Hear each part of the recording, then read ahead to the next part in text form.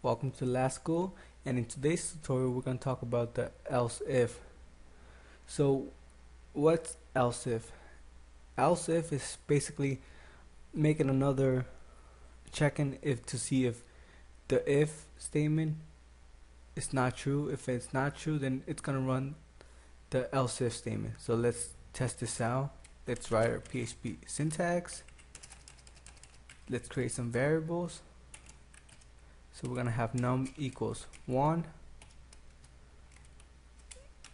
num2 equals 11, num3 equals 33, and then we're gonna say if num is less than num2, we're gonna say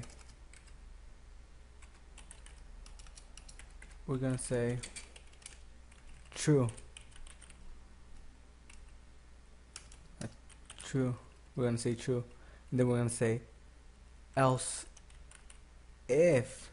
So that means if this value is incorrect and it's not true, I want you to run this, and then we're gonna say else if num is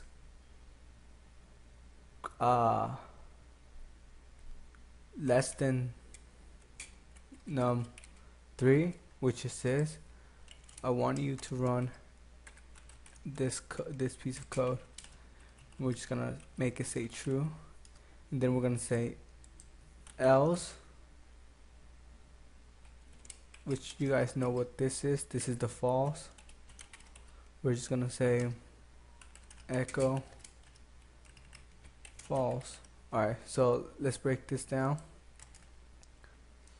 It's basically saying I want you to run this code, and if this is true, just echo this. Forget the rest of the code, just echo this. But if this isn't true, echo this. But if this isn't true either, then echo this. So this is like the backup of the if statement. So if this is right, this one show. For example, true. Save it, and we refresh our page. True. Alright, but now let's say that num is greater than num2, which is 11, which is false. Then it's gonna be true. You know why? Because we're saying else if num, which is 1, is less than num3, which is 33. So yeah, 1 is less than 33, which is true. So basically this is acting like the original statement, trying to check something out, and this is like the backup. If this doesn't work, this takes its place, and if this doesn't work, so let's change this to greater and save this. This is gonna come up false. So basically what else if is, it's basically acting as a backup to the if statement. In case this doesn't work, it could have this to test out. In case this doesn't work, then you just echo whatever you want. So thanks for watching, and stay tuned for more.